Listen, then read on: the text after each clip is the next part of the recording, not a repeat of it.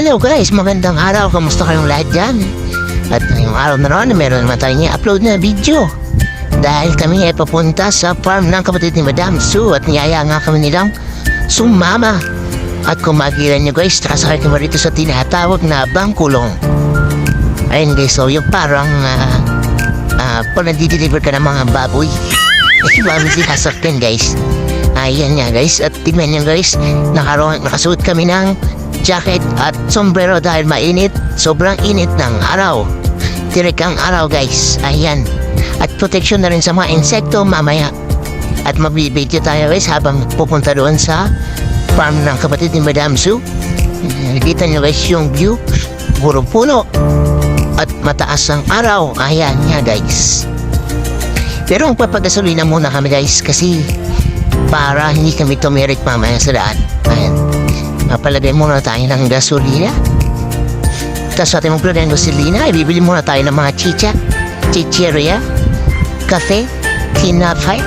At para may makain tayo doon sa farm. At makita niyo guys, ito na yung papunta doon sa farm. Ayan nga guys, sa gilid ay may mga palay.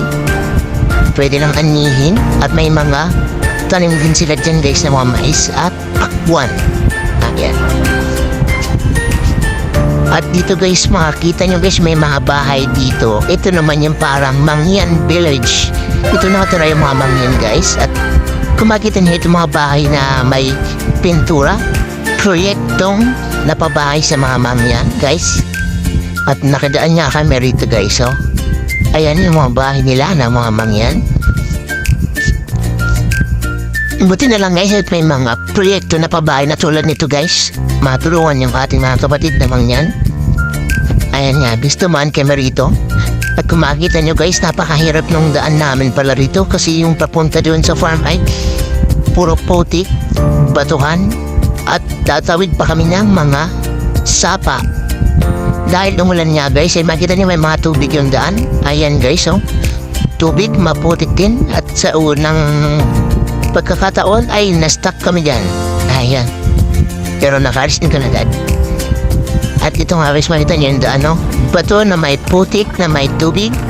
Ayan. At kagdag-kagdag ang aming mga katawan. At ito naman guys, ay tatawid na kami ng sapa. Napakalinis ng tubig dito guys na may sapa. Ang sarap maligo at malamig yung tubig. And na-stuck na naman kami guys. So kailangan na namin itulak itong bangkulong. Ayan, tinulak man namin. Nakatawid na kami sa unang sapa. Dalawang sapa ito guys na aming tatawiran. Ayan guys, so tulak-tulak para mahalis na stuck ang aming sasakyan. Ayan guys, tulak. Ayan nga guys, okay na. Nakaalis na kami. So sasakay na nung kami sa aming sasakyan na bangkulong. Ayos yung tawag dito sa sasakyan na ito guys, bangkulong. Ayan, parang kami nakakulong. At dahil na naman guys, hindi na namin maputik na naman. At dito naman mabuhangin at mabato. At na-stuck na naman kami, so kailangan namin magtulak na naman guys. 2 beses na yan! Tulak na naman kami dito.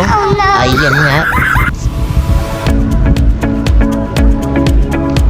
At nalampasan na naman namin ang pagsubok.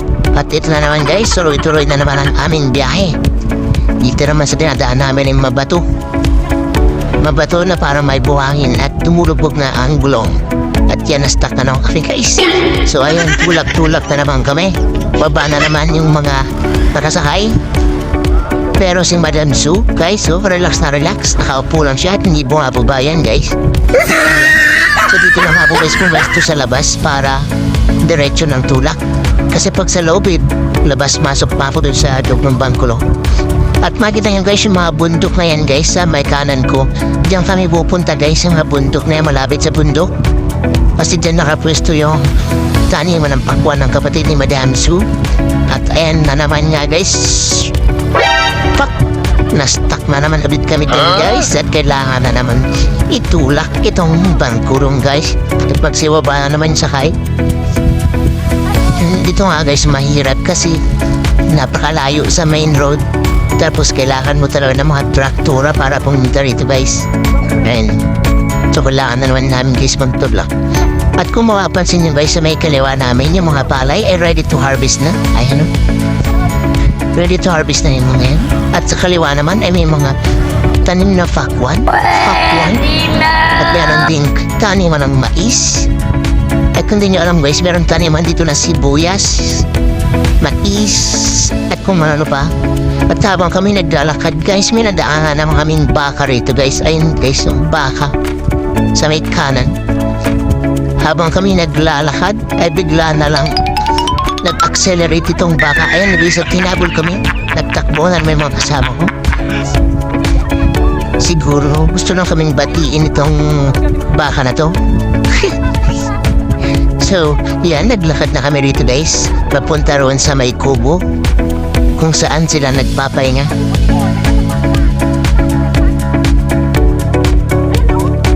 Ayan guys, meron dito maliit na parang irrigation. Ito. Ayan guys, may puting baka na naman guys. Sinabol na naman kami guys. Kaya naisip ng mga baka na to at lagi kami nahabol. Dalawang baka na yung mahabol sa amin. Pero okay lang guys, nakatali naman yung mga baka kaya hindi kami masyado maabot nito pag inhabol kami. At ngayon tuloy-tuloy lang ang lakad namin guys. Naglakad na kayo papunta sa may kubo. At ayan nga, malapit na kami sa may kubo. Doon na kami tatambay dahil maglalagay ng abono sa pakwan nitong aking bayaw. At kaya sumama lang kami guys para mag-video. At ito na nga guys, at makikita nyo guys, marami tanong silang okra, patola. So yan lang muna guys for today's video. Thank you for watching.